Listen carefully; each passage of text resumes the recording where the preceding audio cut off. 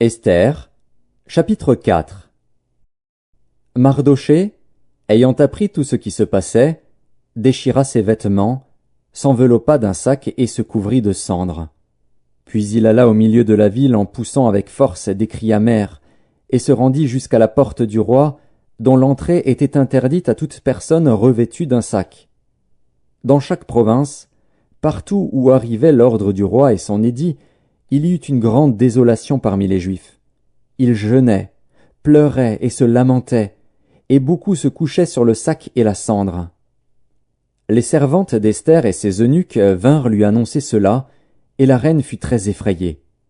Elle envoya des vêtements à Mardochée pour le couvrir et lui faire ôter son sac, mais il ne les accepta pas. Alors Esther appela Hathak, l'un des eunuques que le roi avait placé auprès d'elle, et elle le chargea d'aller demander à Mardochée ce que c'était et d'où cela venait. Hathak se rendit vers Mardochée sur la place de la ville, devant la porte du roi. Et Mardochée lui raconta tout ce qui lui était arrivé, et lui indiqua la somme d'argent qu'Aman avait promis de livrer au trésor du roi en retour du massacre des Juifs. Il lui donna aussi une copie de l'édit publié dans Suse en vue de leur destruction, afin qu'il le montrât à Esther et lui fît tout connaître. Et il ordonna qu'Esther se rendît chez le roi pour lui demander grâce et l'implorer en faveur de son peuple. Hathak vint rapporter à Esther les paroles de Mardochée. Esther chargea Hathak d'aller dire à Mardochée: « Tous les serviteurs du roi et le peuple des provinces du roi savent qu'il existe une loi portant peine de mort contre quiconque, homme ou femme, entre chez le roi, dans la cour intérieure, sans avoir été appelé. Celui-là seul a la vie sauve, à qui le roi tend le sceptre d'or. Et moi, je n'ai point été appelé auprès du roi depuis 30 jours. » Lorsque les paroles d'Esther eurent été rapportées à Mardochée, Mardochée fit répondre à Esther: « Ne t'imagine pas que tu échapperas seul d'entre tous les Juifs, parce que tu es dans la maison du roi. Car, si tu te tais maintenant, le secours et la délivrance surgiront d'autre part pour les Juifs, et toi et la maison de ton père vous périrez. Et qui sait si ce n'est pas pour un temps comme celui-ci que tu es parvenu à la royauté? » Esther envoya dire à Mardochée: « Va, rassemble tous les Juifs qui se trouvent à Suse, et jeûnez pour moi, sans manger ni boire pendant 3 jours, ni la nuit, ni le jour. Moi aussi, je jeûnerai de même avec mes servantes, puis j'entrerai chez le roi, malgré la loi. Et si je dois périr, je périrai. » Mardochée s'en alla, et fit tout ce qu'Esther lui avait ordonné. Esther, chapitre 5. Le 3e jour, Esther mit ses vêtements royaux et se présenta dans la cour intérieure de la maison du roi, devant la maison du roi. Le roi était assis sur son trône royal dans la maison royale, en face de l'entrée de la maison. Lorsque le roi vit la reine Esther debout dans la cour, elle trouva grâce à ses yeux. Et le roi tendit à Esther le sceptre d'or qu'il tenait à la main.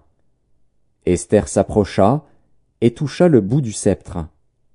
Le roi lui dit: « Qu'as-tu, reine Esther, et que demandes-tu? Quand ce serait la moitié du royaume, elle te serait donnée. » Esther répondit: « Si le roi le trouve bon, que le roi vienne aujourd'hui avec Aman au festin que je lui ai préparé. » Et le roi dit: « Allez tout de suite chercher Aman, comme le désire Esther. » Le roi se rendit avec Aman au festin qu'avait préparé Esther. Et pendant qu'on buvait le vin, le roi dit à Esther: « Quelle est ta demande? Elle te sera accordée. Que désires-tu? Quand ce serait la moitié du royaume, tu l'obtiendras. » Esther répondit: « Voici ce que je demande et ce que je désire. Si j'ai trouvé grâce aux yeux du roi, et s'il plaît au roi d'accorder ma demande et de satisfaire mon désir, que le roi vienne avec Aman au festin que je leur préparerai, et demain je donnerai réponse au roi selon son ordre. » Aman sortit ce jour-là, joyeux et le cœur content. Mais lorsqu'il vit, à la porte du roi, Mardochée qui ne se levait ni ne se remuait devant lui, il fut rempli de colère contre Mardochée. Il sut néanmoins se contenir, et il alla chez lui. Puis il envoya chercher ses amis et Zeresh, sa femme. Aman leur parla de la magnificence de ses richesses, du nombre de ses fils, de tout ce qu'avait fait le roi pour l'élever en dignité et du rang qu'il lui avait donné au-dessus des chefs et des serviteurs du roi. Et il ajouta, « Je suis même le seul que la reine Esther ait admis avec le roi au festin qu'elle a fait, et je suis encore invité pour demain chez elle avec le roi. Mais tout cela n'est d'aucun prix pour moi aussi longtemps que je verrai Mardochée, le juif, assis à la porte du roi. » Zeresh, sa femme, et tous ses amis lui dirent, « Qu'on prépare un bois haut de 50 coudées, et demain matin demande au roi qu'on y pende Mardochée. Puis tu iras joyeux au festin avec le roi. » Cet avis plut à Aman, et il fit préparer le bois. Esther, chapitre 6. Cette nuit-là, le roi ne put pas dormir, et il se fit apporter le livre des Annales, les Chroniques. On les lut devant le roi, et l'on trouva écrit ce que Mardochée avait révélé au sujet de Bigtan et de Téresh, les deux eunuques du roi, gardes du seuil, qui avaient voulu porter la main sur le roi Assuérus. Le roi dit, « Quelle marque de distinction et d'honneur Mardochée a-t-il reçu pour cela ?» « Il n'a rien reçu, » répondirent ceux qui servaient le roi. Alors le roi dit, « Qui est dans la cour ?» Aman était venu dans la cour extérieure de la maison du roi pour demander au roi de faire pendre Mardochée au bois qu'il avait préparé pour lui. Les serviteurs du roi lui répondirent, « C'est Aman qui se tient dans la cour. » Et le roi dit, « Qu'il entre. » Aman entra, et le roi lui dit, « Que faut-il faire pour un homme que le roi veut honorer ?» Aman se dit en lui-même, « Quel autre que moi le roi voudrait-il honorer ?» Et Aman répondit au roi, « Pour un homme que le roi veut honorer, il faut prendre le vêtement royal dont le roi se couvre et le cheval que le roi monte et sur la tête duquel se pose une couronne royale.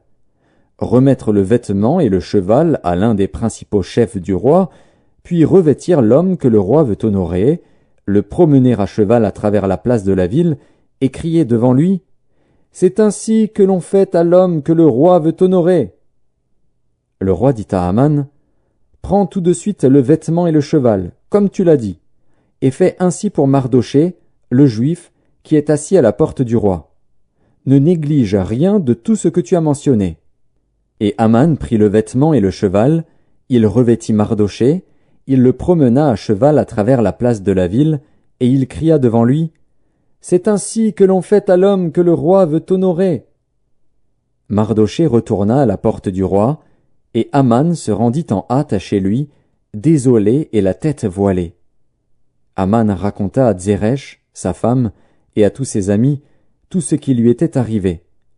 Et ses sages, et Zeresh, sa femme, lui dirent, « Si Mardochée, devant lequel tu as commencé de tomber, est de la race des Juifs, tu ne pourras rien contre lui, mais tu tomberas devant lui. » Comme il lui parlait encore, les eunuques du roi arrivèrent et conduisirent aussitôt Aman au festin qu'Esther avait préparé.